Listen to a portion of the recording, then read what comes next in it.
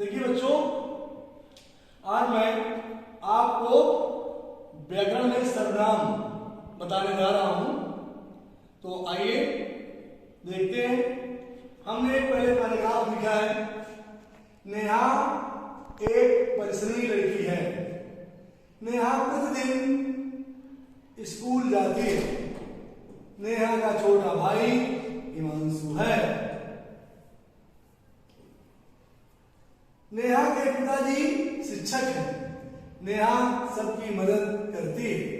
नेहा को सभी प्यार करते हैं। आपने सुना बच्चों?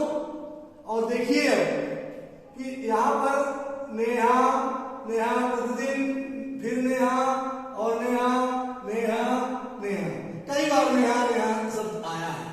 तो बच्चों ये थोड़ा अटपटा लग रहा है, अच्छा नहीं लग रहा बोलने में, क्योंकि एक ही शब्द कई बार आया हुआ है। तो इनके स्थान पर हम कुछ दूसरे शब्दों का प्रयोग करके देखते हैं। बच्चों, इसी का मैंने एक पैराग्राफ दूसरा बनाया है। आप लोग ध्यानपूर्वक देखेंगे, आपको समझ में बिल्कुल आ जाएगा। मैंने बनाया है, नेहा एक परिश्रमी लड़की है। वह, नेहा की जगह पर वह प्रतिदिन स्कूल जाती है। उसका छोटा भाई हिमांशु है। यहां था नेहा का छोटा भाई, हमने नेहा की जगह पर लिख दिया उसका छोटा भाई हिमांशु है।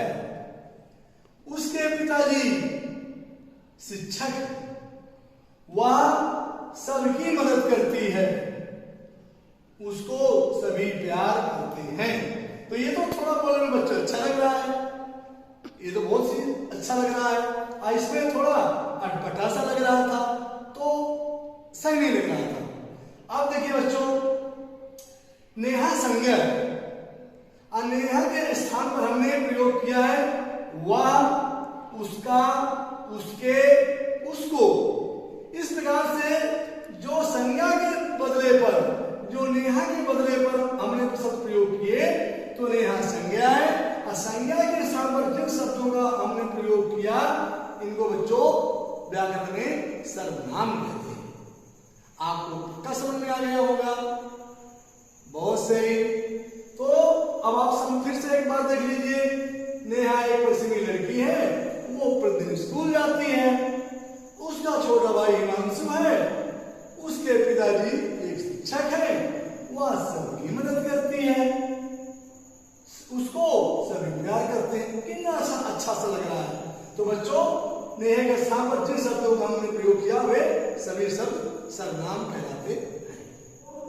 अब मैं आपको अभी संज्ञा सर्वनाम शब्दों के विषय में जानकारी दी, और अब मैं इसकी जो परिभाषा बन रही है वो मैं आपको समझा रहा हूं। तो बच्चों, सर्वनाम दो शब्दों से बना है, सर्व प्लस नाम। सर्व सबका नाम, इसका मतलब हो गया सबका नाम। तो बच्चों, इसकी परिभाषा बन गई। अच्छा लग रहा है ना? देखिए, आपको समझ में आएगा। जिन शब्दों का प्रयोग संज्ञा के स्थान पर किया जाता है या करते हैं, उन्हें सर्वनाम शब्द कहते हैं। जैसे मैं, तुम, हम, वह, उसका, उसके आदि। इस प्रकार बहुत सारे बेटा शब्द हैं जिनका प्रयोग हम संज्ञा के स्थान पर करते हैं। हम ये भी कह सकते हैं कि जिन शब्दों का प्रयोग हम संज्ञा के स्थान पर करते हैं या उनके स्थान पर बोलते हैं या लिखते हैं, वे सभी शब्द सर्वनाम कहलाते हैं। सभी को समझ में आ गया? Yes sir. आज तो बहुत ही सरल है, आसानी से आपको आ गया सर्वनाम की परिभाषा, और हमने आपको अच्छे से समझाने का प्रयास भी किया है। बहुत अच्छे।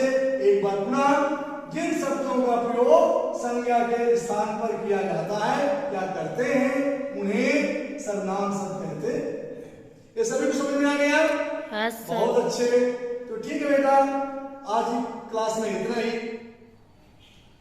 बच्चों, मैंने कल आपको सर्वनाम के विषय में बहुत बता दिया था, और ये भी बता दिया था कि ये बहुत सारे शब्द हैं जिनका प्रयोग हम संज्ञा के स्थान पर करते हैं।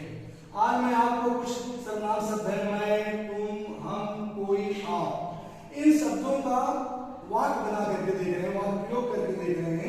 पहले हम लेते हैं मैं किताब पढ़ रहा हूं। तो हमने यहां मैं का प्रयोग किया, मैं का प्रयोग करके वाक्य बना दिया, मैं किताब पढ़ रहा हूं। तो यहां पर हमने मैं का प्रयोग किया। तुम, अब यहां पर बच्चों देखो, तुम शब्द का प्रयोग करेंगे, वाक्य बनाएंगे, तुम कहां जा रहे हो। देखो अच्छा सवाल बन जाता है, तुम कहां जा रहे हो।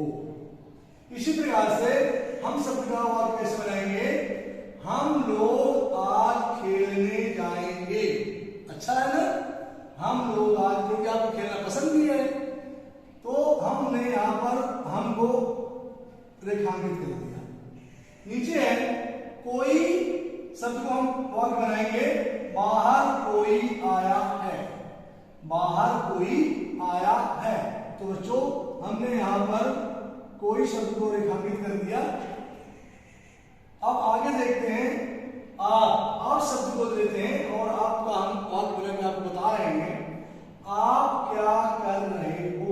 आप भी अपने दोस्तों से कहते हो कि आप क्या कर रहे हो। तो देखिए यहाँ पर आप भी सर्वनाम शब्द है और इसका भी प्रयोग करके हमने आपको वाक्य बना दिया। तो बच्चों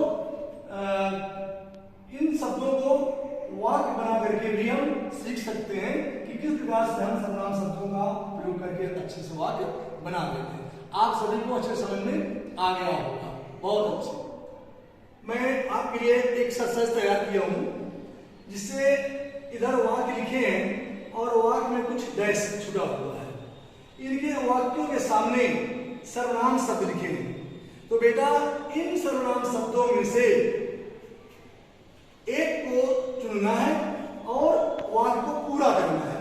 तो हमको उचित सर्वनाम यहां पर भरना है। तो आइए देखते हैं। पहला है डैश, बहुत सोता हूं। तो देखते हैं बच्चों, हम इसको लेते हैं तुम बहुत सोता हूं। तो ये तो नहीं अच्छा लग रहा। अब हम आगे अगले सर्वनाम को लेते हैं, मैं बहुत सोता हूं। तो ये तो अच्छा लग रहा है।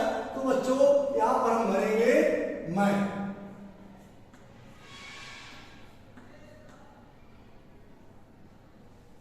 आगे देखते हैं, देखो डैश आया है।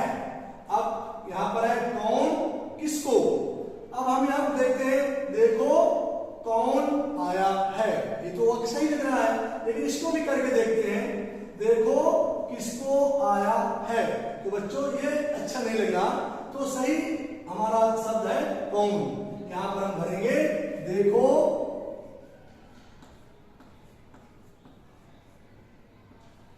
देखो कौन आया है। अब हमारा वाक्य सही लग रहा है।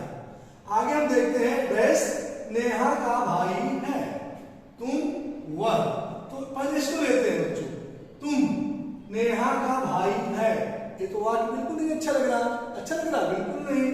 अब इसको देखते हैं, वह नेहा का भाई है। ये शब्द बिल्कुल सही लग रहा है। तो हम बच्चों इसको भरते हैं, वह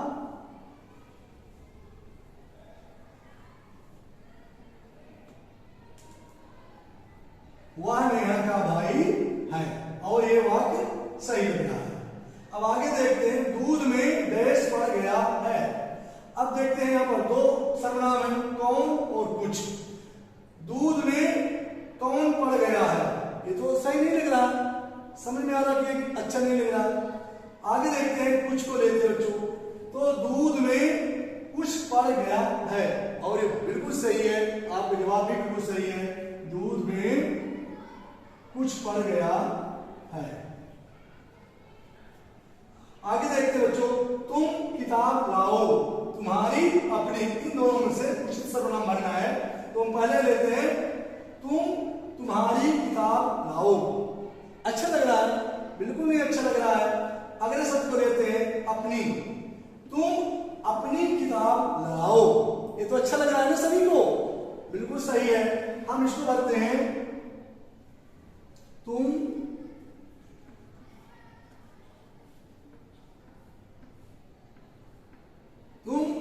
अपनी किताब लाओ। और ये बिल्कुल सही है। तो बच्चों इस एक्सरसाइज से हमने केवल ये सीखने का प्रयास किया और सिखाने का प्रयास किया है कि कई सर्वनाम दिए हैं तो उनमें उचित सर्वनाम हमको लिख करके वाक्य को पूरा करना है।